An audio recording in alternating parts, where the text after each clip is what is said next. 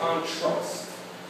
But at the end of the movie, what the directors do is they sit in that room with all the footage, all the scenes, all the cuts, and he puts it together so that he puts one part here, followed by one part there, followed by one part there, and then when the movie is unveiled, you realize the vision, the purpose, and the plan, and the message the director was trying to send.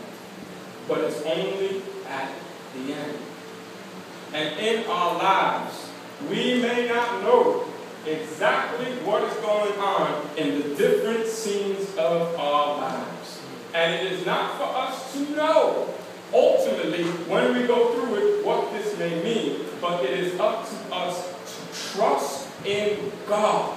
That whatever we're going through, this is because God has a plan and a purpose over our lives. And ultimately, God will use it for the best. And God will use it for His glory. And God will use it to bless not only you, but to bless everyone around you. The best thing is that when you are aware that God has a plan and purpose in your life becomes a little more uncertain. It becomes a little more uncertain. What do things mean? What is God's plan for me? What is God trying to tell me to do? What is God leading me? When you realize God has a plan for you, you begin to view things differently. You begin to view your talents not just as things you're good at, but as a calling. You begin to view hard times that you go through not just as hard times you got to go through, but as a test so that your character is strengthened. When you begin to see coincidences, you don't see them as coincidences, but you see them as confidence. You begin to see life as more uncertain because you're wondering what is the meaning behind it all and where is God going to use me and bless me. And it is one of those things where the moment you are assured that God has a purpose and plan for your life is the moment that your life begins to have this productive uncertainty where you say, Lord, what is it that you are using me now for? Where is it that you want me to go? What is it that you want me to do? And the key is that we must trust that whatever it is we go through, God is leading us for our betterment and for the betterment of others around us. We must trust in the vision and the plan and the purpose of God. And just because God has a plan for you does not mean God's going to let you know from beginning to end what that plan is now. It's not knowledge that will save you. It's faith that will save you. It's trust. Lord, I don't know what this means, but I trust in you. So I'm going to follow your script. And what is God's script but Scripture? And so we must learn to follow the Scripture. For God has given us a code on how to act in every scene. We ought to give God glory and honor by the way we live as Christians. That is how we act in each scene. And so we may not know what in the world the Lord is up to, but we have a requirement to act as Christians in every scene of our lives. Before we may not know how God will use it, but God most definitely, at the end of the day, will use the lives we live to bring Him glory and honor and to bring others blessing as well. And it's a good thing, though, that you may not know how exactly God is using you. It's a good thing.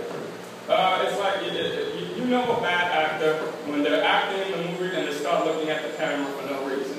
Right? That's bad. It's a good thing when you all of a sudden just live trying to please God, not knowing exactly how God will use you. Because God uses you in ways you don't even know. And it may be at the very end of time, when we all are together, when God brings us all together at the very end, that God finally shows us all the ways God used our words, our influence, our choices, our decisions, our kindness to bless others and to heal others and to uplift others. Do not worry about being useless with God. So long as you try to live that will give God honor and glory, God will use you to bless others. God will use all the circumstances for good. All things are for the good of those who love So learn in each and every day to say, Lord, what is it that you want me to do? Lord, what is your purpose in my life? Lord, what is your plan in my life? Lord, help me to follow and to trust you, because whatever vision you have for me and for everyone I am involved in will be for their glory, but also for their betterment, their healing, and their blessing. With Jeremiah, it was kind of obvious that he was going to be used by the Lord. He's a prophet, and this book is very long. It's 55 chapters or something.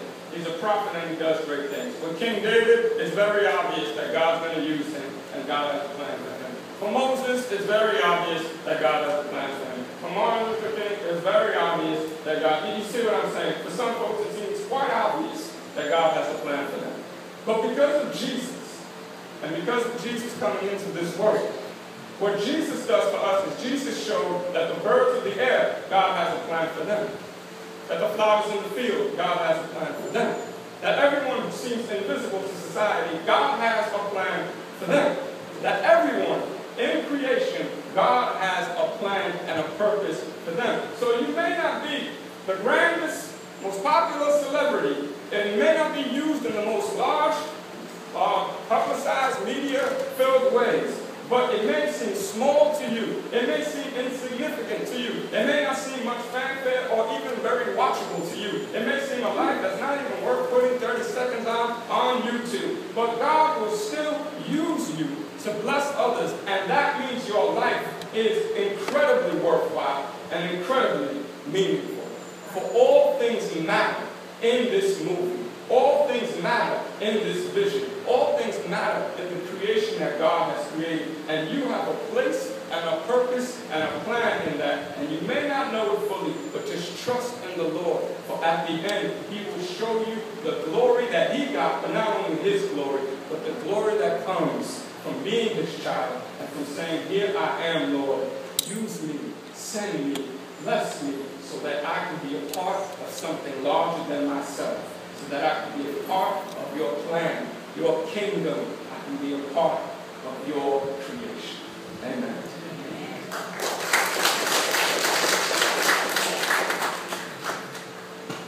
Amen. Let's pray. Oh Lord, we just take this time to ask that you show us your plan in our lives. Show us your purpose. Help us to play the part. Help us, O Lord, to follow your scripture. Help us, O Lord, to act in the way you want us to act. And help us, O Lord, to realize that we may never really know for sure what this will look like, who it will affect, who it will bless. But we trust in your direction, your guiding, your leading, your creating, so that you will use us for your honor and glory, and you will use us to bless others, to uplift others, to heal others, and to let others know not only that we love them, but that you love all of us. In your name we pray.